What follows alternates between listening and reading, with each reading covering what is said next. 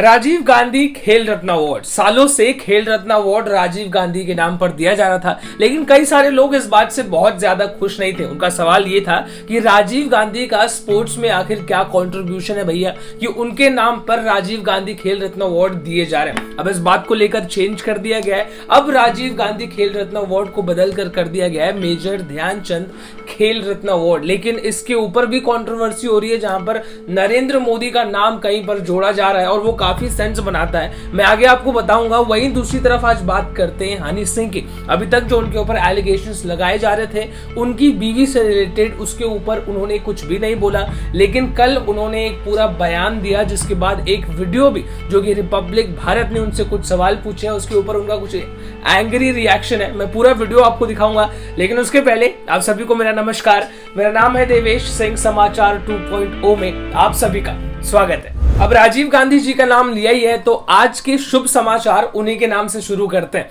अब जैसा कि आप जानते हैं, पिछले कई समय से हमारे देश में खेल रत्न अवार्ड राजीव गांधी जी के नाम पर दिया जा रहा था, लेकिन अब नरेंद्र मोदी ने उसको चेंज करके मेजर ध्यानचंद खेल रत्न अवार्ड कर दिया। बाकायदे उन्होंने ट्वीट भी किया कि पिछले कई समय से कई सारे लोग मुझे रिकमेंड कर रहे थे कि इनका नाम, जो हमारा खेल रत्न अवार्ड है, वो मेजर ध्यानचंद के नाम पर रखा जाए, क्योंकि उनका कॉन्ट्रीब्यूशन खेल में, स्पोर्ट्स में काफी ज्यादा है। देश के लिए उन्होंने प्राइड और ऑनर लाया, जिसके बाद अब ये नाम तो चेंज हो गया है, लेकिन सोशल मीडिया पर लोगों के पास दूसरा सवाल है जो कि काफी ज्यादा वैलिड है। अब आप जानते हैं दुनिया का सबसे बड़ा स्टेडियम कौन सा है? नरेंद्र मोदी स्टेडियम। सवाल ये उठता है कि नरेंद्र मोदी जी का स्पोर्ट्स में क्या कंट्रीब्यूशन है? क्या वो हॉकी में अच्छे हैं, कबड्डी में अच्छे हैं, या खो खो में अच्छे हैं, रिले में, किस चीज में अच्छे हैं?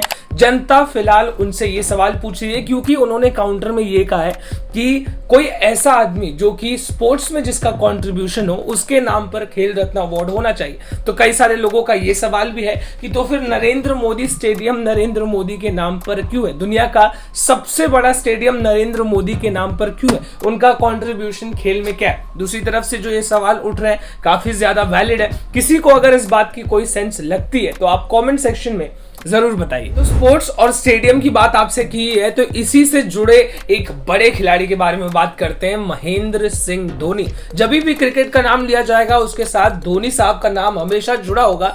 कल इनके नाम पर एक काफी बड़ी कंट्रोवर्सी सामने आई ट्विटर से रिलेटेड, जहां पर इनका एक ऑफिशियल ट्विटर अकाउंट है जिस पर लगभग 80 लाख इनके फॉलोअर्स हैं। उसके ऊपर से जो ब्लू टिक होता है उसको ट्विटर ने निकाल दिया, जिसके बाद कई सारे लोगों ने आवाज उठाई कि भाई तुमने ऐसा कैसे कर दिया, क्योंकि डेफिनेटली जो महेंद्र सिंह धोनी के फैंस हैं वो तो बोलेंगे। जिसके बाद ट्विटर ने अपना जवाब दिया, उसमें उन्होंने बताया कि नहीं, इनका अकाउंट पिछले कई समय से इनएक्टिव था, वो कुछ भी ट्वीट नहीं करते थे, और ट्विटर की ये पॉलिसी है कि बहुत समय तक अगर आपका अकाउंट यूज नहीं होता है तो वो उसके ऊपर का ब्लू बटन जो होता है, जो ब्लू टिक होता है, उसको हटा देते हैं। लेकिन लोगों के आउटरीच के बाद ट्विटर ने बिना किसी ट्वीट के भी उनके ब्लू टिक को फिलहाल वापस से रिस्टोर कर दिया। बड़े बड़े लोगों की और सेलिब्रिटीज की बात चली रही है तो सोनू सूद को पीछे नहीं रखते, उनके बारे में भी बात करते हैं। उनकी तरफ से एक बड़ी न्यूज अपडेट आ रही है, जहां पर सोनू सूद ने अपना खुद का एप्लीकेशन लॉन्च कर दिया, जहां पर जितने भी ट्रैवल एजेंट्स होते हैं जो कि अपनी गाड़ियां चलाते हैं,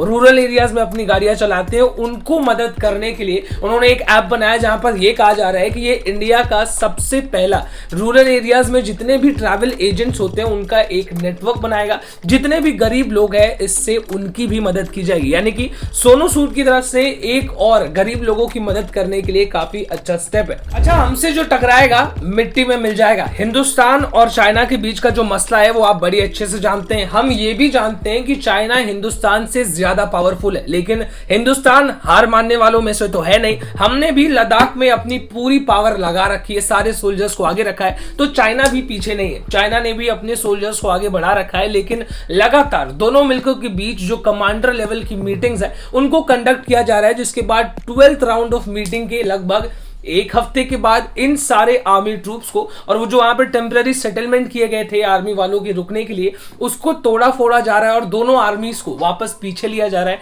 फाइनली ईस्टर्न लद्दाख में। जिसके बाद दोनों देशों ने एक दूसरे को क्रॉस चेक किया कि क्या सभी लोग पीछे जा रहे हैं, जिसके बाद सभी लोग पीछे अब हट चुके हैं। फिलहाल जो डीएस्केलेशन का काम है हिंदुस्तान और चाइना के बीच में, वो काम करता हुआ नजर आ रहा है। आगे बढ़ते हुए आपसे बात करते हैं कुछ इंटरेस्टिंग मीटिंग्स की, जो पेड़ों के नीचे लिए जाते जाते हैं, बड़े बड़े मोटे बूढ़े लोग पगड़ी पहन कर लेते हैं। जी हाँ, मैं आपसे खाप और राजस्थान की बात कर रहा हूं, खाप पंचायत, जहां पर राजस्थान से एक न्यूज अपडेट है। एक महिला जिनके पति 5 साल पहले उनकी मृत्यु हो गई और अब उनके पास 7.5 एकड़ की जमीन है और 3 बेटियां, लेकिन उनके पति के जो बड़े और छोटे भाई हैं वो जबरदस्ती उनकी जमीन हड़पना चाहते हैं। वो कहते हैं कि आपके पास जो जमीन है वो हमारे नाम पर कर दो, लेकिन उनकी मां का ये कहना है कि ये जमीन मैं अपनी तीनों बेटियों में बांटना चाहती हूं। लेकिन परिवार वाले खाप पंचायत के पास गए और उन्होंने फैसला अपने पक्ष में सुनाया, जिसके बाद खाप पंचायत ने यह अनाउंस कर दिया कि जितनी भी जमीन है वो अपने ससुराल वालों को वापस दे दो। लेकिन उन्होंने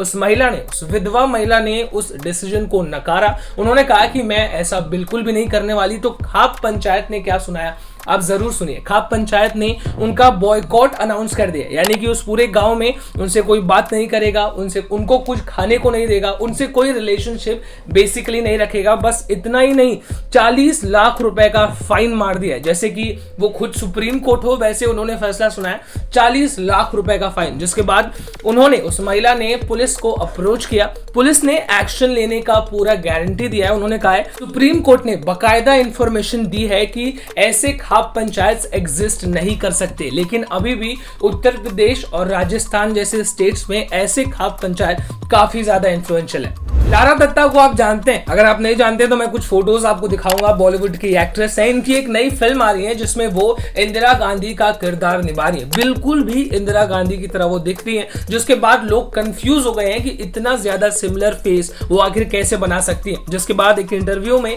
लारा दत्ता ने बताया कि मेरा इंदिरा गांधी से काफी क्लोज रिलेशनशिप है। जब लोगों ने पूछा क्यों, कैसे, तो उन्होंने बताया कि जब इंदिरा गांधी प्राइम मिनिस्टर थी तब उनके जो पर्सनल पायलट थे वो मेरे पापा थे। उनके साथ हमेशा जब भी वो कहीं भी ट्रैवल करती थी तो मेरे पापा ही उनको अपनी फ्लाइट में लेकर जाया करते थे, और इसी वजह से उनका मेरा रिलेशनशिप एक पर्सनल है और उसी की वजह से मैंने ये किरदार इतनी बेहतरीन तरीके से निभाया। अगर आप साउथ की फिल्में देखते हैं तो आपको पता होगा कि 9 अगस्त को क्या है। 9 अगस्त को साउथ के सुपरस्टार, या यूं कहें कि साउथ के शाहरुख खान का बर्थडे। जी हाँ, मैं महेश बाबू की आपसे बात कर रहा हूं। 9 अगस्त को उनका बर्थडे है, लेकिन इस बार जनता से और उनके फैन से उन्होंने कुछ गिफ्ट मांगा है। गिफ्ट भी काफी यूनिक है, आप दे भी सकते हैं। उनका यह कहना है कि मेरे बर्थडे के मौके पर मुझे गिफ्ट भेजने से अच्छा सभी लोग 3-3 पेड़ लगाएं, जो कि एक काफी अच्छा गिफ्ट है। मतलब कोई कितना ही अच्छा गिफ्ट मांग सकता है। अब आप 3-3 अगर पेड़ लगाएंगे तो एनवायरमेंट के लिए भी काफी अच्छा होगा और शायद महेश बाबू को भी अच्छा लगेगा। तो अगर आप उनके फैन हैं तो पेड़ लगाइए, फोटो खींचिए, अपलोड कीजिए और उनको टैग जरूर कीजिए। अरे यार, मैंने चाइना के बारे में आज आपसे बात की, लेकिन हमारा जो पड़ोसी मुल्क है पाकिस्तान, उसके बारे में मैंने आज आपको कुछ बताया नहीं। तो आज मैं आपको बताता हूं। आपने एक वीडियो काफी देखी होगी सोशल मीडिया पर, जहां पर पाकिस्तान में एक मंदिर को तोड़ा फोड़ा जा रहा है। पाकिस्तान की सुप्रीम कोर्ट का यह सवाल था कि अगर ऐसा कोई हिंदू लोग मिलकर ऐसा करते कि किसी मस्जिद में जाकर मस्जिद को तोड़ देते तो आपका रिएक्शन कैसा होगा। अब फिलहाल पाकिस्तान पूरे मंदिर को वापस से रिनोवेट करने में पूरी मदद करने वाला है। उसका जितना भी एक्सपेंसेस होगा वो पाकिस्तान खुद उठाने वाली है। तो पाकिस्तान की तरफ से एक समझदार डिसीजन। आप दिन भर में कितना हेडफोन लगाते हैं, या ब्लूटूथ ईयरफोन्स जो आजकल नए नए मार्केट में चल गए, उसका इस्तेमाल आप कितना ज्यादा करते हैं? कम करिए, वरना आपकी जान को खतरा हो सकता है। नहीं, मैं ऐसे हवा में या मम्मी जैसे नहीं बोल रहा हूं। राजस्थान से ये खबर है जहां पर एक आदमी दोनों कान में ईयरफोन्स लगा के घूम रहा था, फोन पर बात कर रहा था, तभी अचानक से दोनों हेडफोन्स ब्लास्ट हो गए। दोनों कान में उनकी काफी ज्यादा इंजरी हो गई और उसकी वजह से उनकी मौत भी हो गई। लेकिन डेफिनेटली मौत की वजह सिर्फ यही नहीं है, कार्डियक अरेस्ट भी बताया जा रहा है। एक तरीके का आप हार्ट अटैक कह सकते हैं। इंडिया में पहली बार ऐसा कोई इंसिडेंट देखने को मिला। अरे यार, हिंदुस्तान में जितने भी चाय बेचने वाले लोग हैं वो काफी ज्यादा फेमस हो जाते हैं, मैंने सुना है।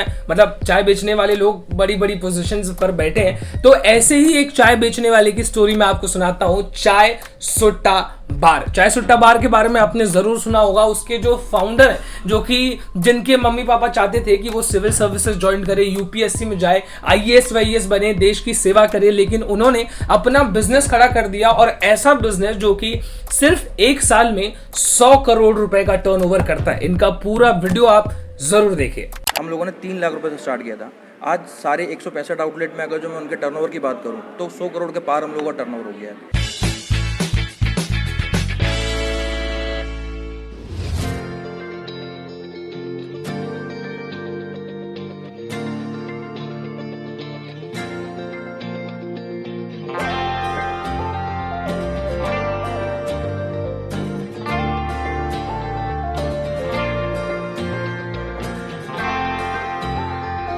चाय इसलिए क्योंकि एक तो सबसे ज़्यादा बिकती है, हाईएस्ट कंज्यूमर बेवरेज है प्लेनेट में। पानी के बाद सबसे ज़्यादा पेय अगर कुछ चाहिए तो चाय। और इसकी डिमांड इतनी है, इसका मार्केट आपको बनाने की आवश्यकता नहीं, मार्केटिंग करने की ज़रूरत नहीं है। पहली ही आउटलेट हम लोग का सबसे बड़ा कठिनाई तो वही थी, पहले ही आउटलेट खोलना।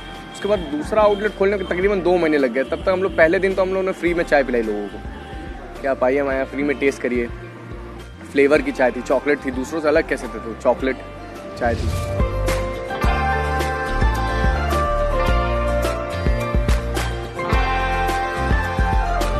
जितना हमारे पास कैपिटल था, इसमें चाय का ही व्यवसाय किया जा सकता है। चाय के व्यवसाय के अलावा अगर आप कोई दूसरा व्यवसाय करते हो तो तुम्हें इनिशियल कैपिटल जो फंडिंग लगती है वो बहुत लगती है, तो इतना तो पूंजी थी नहीं, पिताजी को बताया भी नहीं था। तो दोस्तों से कुछ लिया, फर्नीचर बनवाया, पेंट करवाया, दोस्तों से पैसा ले गया हम लोगों ने। फिर हर महीने अगले महीने लोगों को वो देना था, सैलरी देनी थी, बिजली का बिल, तो पैसे चुक गए हमारे, पूरे ख़त्म हो गए। तो हम हमारे पास बोर्ड जो हम आपको दिखाते हैं, ऑफिस में हमारा बोर्ड लगा हुआ है, उसमें वाटर कलर से हम लोग, प्लाई का इतना बड़ा पट्टा था, उस प्लाई के पट्टे में हम लोग वाटर कलर से 4 सुट्टा बाल लिख दिए थे और उसी के नाम से चालू कर दिए। बहुत सारे लोग चाय पिलाते थे, ऐसा नहीं कि चाय कुछ नया है, चाय बहुत सारे लोग पिलाते थे। कुछ नया इनोवेटिव, कुछ हाइजीनिक वे में हम लोगों को करना था। जैसे कि कुल्हड़ एक लोग डिस्पोजेबल में देते थे, कांच के गिलास में देते थे, बहुत ज़्यादा हाइजीनिक नहीं होता था, वो चीज़ रिपीट होती थी बार बार। देश में करीबन 165 है। एक हमारा दुबई में आउटलेट है, एक मस्कट ओमान में है, और अभी हम लोग वेस्टर्न कंट्री में ओपन कर रहे हैं। जैसे कि यूके में हमने अपनी कंपनी इनकॉर्पोरेट कर दी है, कनाडा में कंपनी इनकॉर्पोरेट कर दी है, ट्रेडमार्क ले लिया है। करीबन 12 आउटलेट हम लोग दोनों कंट्रीज़ में ओपन कर रहे हैं। कल आपसे हॉकी के बारे में बात किए थे, प्रधानमंत्री के बारे में। जो मेंस हॉकी टीम है उनको प्रधानमंत्री ने फोन करके कांग्रेचुलेट किया। आज आपसे बात करेंगे वुमेन्स हॉकी टीम के बारे में। उनको हार देखने को मिली, लेकिन उसके बावजूद प्रधानमंत्री ने उनको फोन किया और काफी ज्यादा उनको सराहना दी, मोटिवेट किया। अब इस बात से शायद मुझसे बहुत सारे लोग डिसएग्री करें, लेकिन मैं अग्री करता हूं। हमारे देश के जो प्रधानमंत्री है, कभी भी कोई भी कहीं भी हार जाए, चाहे वो कितना ही बड़ा लेवल हो, पूरी दुनिया के लोग क्यों ना देख रहे हो, लेकिन हमारे देश का कोई भी आदमी अगर हार जाए तो प्रधानमंत्री उनकी सराहना बड़ी करते हैं। शायद जीतने पर उतना ना बोले, लेकिन हारने पर जरूर बोलते हैं। हम सबने देखा है जब इसरो का जो मिशन था, मिशन मून, उसमें जब हम फेल हुए थे तो कैसे जो इसरो के चीफ हैं उनको कंडोलेंसेस दे रहे थे प्रधानमंत्री, सब इस बारे में जानते हैं। तो कल भी उन्होंने वुमेन्स हॉकी टीम को फोन किया। वुमेन्स हॉकी टीम की सभी महिला खिलाड़ी रोने तक लगी। उसकी पूरी वीडियो आप जरूर देखें। नमस्कार सर। हाँ जी नमस्कार सर। नमस्ते नमस्ते। देखिए आप सब लोग बहुत बढ़िया खेले हैं। आपने इतना पसीना बहाया पिछले 5-6 साल से, सब कुछ छोड़ छाड़ करके आप इसी में साधना कर रहे थे। आपका पसीना बदल नहीं ला सका, लेकिन आपका पसीना आज देश की करोड़ों बेटियों की प्रेरणा बन गया है। और मैं टीम के सभी साथियों को और आपके कोच को सबको बधाई देता हूं। Thank you sir, thanks a lot. आपने इतना इनकरेज किया हमारी टीम को, so thank you so much. और निराश बिल्कुल नहीं होना है। अच्छा, मैं देख रहा था नवनीत की आंख पर कुछ चोट आई है। हाँ जी, कल उसको चोट आई थी, उसको 4 स्टिचेस लगे हैं। तो अरे बाप रे, मैं देख रहा था उसको काफी, अभी ठीक है, उसकी आंख को तो कोई तकलीफ नहीं हुई है ना?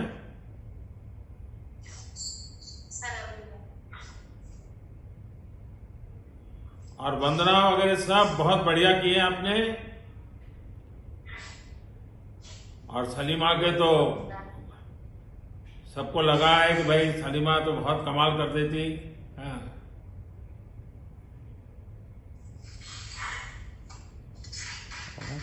Sir thank you so much. आप लोग रोना बंद कीजिए। मेरे तक आवाज आ रही है। देखिए, देश आज आपका पर गर्व कर रहा है।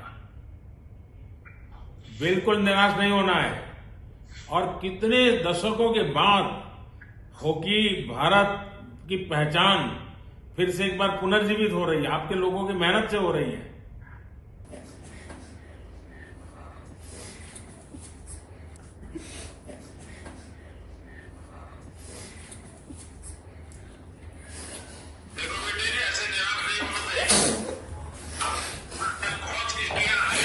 Thank you very much, sir. Thank you for your words. And the girls are very emotional at the moment, and I think there will be. You have also tried your level best, and I can see that how you are encouraging our girls, and we are thankful to you. Thank you very much, sir. Wish you all the best for the future. Thank you very much, sir. And I also told the girls they inspired the nation, and I think that is something very important, and they have to cherish. Thank you for your support. इसी के साथ आज की आखिरी news update आपके लिए cover करते हैं रैपर योयो हनी सिंह। अभी तक पूरे मामले पर जो कि उनकी वाइफ उनके ऊपर एलिगेशंस लगा रही हैं उसके ऊपर वो कुछ भी नहीं बोल रहे थे, लेकिन कल उन्होंने पूरा स्टेटमेंट दिया जिसमें उन्होंने बताया कि मेरी कहीं भी कोई भी गलती नहीं है, मुझ पर ये गलत इल्जाम लगाए जा रहे हैं। पिछले कई समय से मीडिया वाले हो, लोग हो, कई सारे लोगों ने मेरे खिलाफ प्रोटेस्ट किया है, काफी कुछ किया है, लेकिन आज तक मैंने कुछ नहीं बोला। लेकिन इस बार जो हमला किया जा रहा है वो सिर्फ मुझ पर नहीं, मेरे परिवार वालों पर, मेरी मम्मी पापा पर और मेरी बहनों पर भी किया जा रहा है। इस बार वो खूब लड़ेंगे कोर्ट में तब तक जब तक उनको इंसाफ नहीं मिल जाता। पूरा स्टेटमेंट उन्होंने लिखा है, इन शॉर्ट मैंने आपको बता दिया। जिसके बाद रिपब्लिक भारत के किसी जर्नलिस्ट ने उनको कहीं देख लिया तो उनसे सवाल भी पूछा जिसके ऊपर उनका काफी एंग्री रिएक्शन भी था। आप इस वीडियो पर जरूर अपनी नजर डालिए। हमारे साथ इस वक्त है योयो हनी सिंह जी, रैपर जो है। इस वक्त उनके ऊपर कई सारे एलिगेशंस लगाए गए हैं। हम उनसे बात करने की कोशिश करेंगे और जानेंगे कि उनका क्या कहना है। हनी सिंह जी, आपकी वाइफ ने आपके ऊपर कई सारे एलिगेशंस लगाए हैं, आपका उस पे क्या कहना है और क्या आप... एलिगेशंस का ये कहना चाहूँगा कि बहुत घटिया है, बहुत ख़राब है, और आज से पहले दुनिया जानती है कि मेरे लिए लोगों ने मुकदमे किए, जुलूस निकाले, प्रोटेस्ट किया, गाने बनाए, मैं कुछ नहीं बोला। अब मैं बोलूँगा और मैं लड़ूंगा, और ये केस अब कोर्ट में है तो वहीं पे देखते हैं सर। तो आप किस तरह से प्रिपेयर कर रहे हैं इस केस के लिए? वीडियो आपने देख लिया, आप क्या सोचते हैं हनी सिंह के इनोसेंस के बारे में कमेंट सेक्शन में लिखकर जरूर बताइएगा। इसी के साथ आज की न्यूज अपडेट में बस इतना ही। कल आपसे फिर से मुलाकात करेंगे, नहीं कल तो संडे नहीं, परसों आपसे फिर से मुलाकात करेंगे। तब तक के लिए इजाजत दीजिए। This is me Devesh Singh signing off. जय हिंद।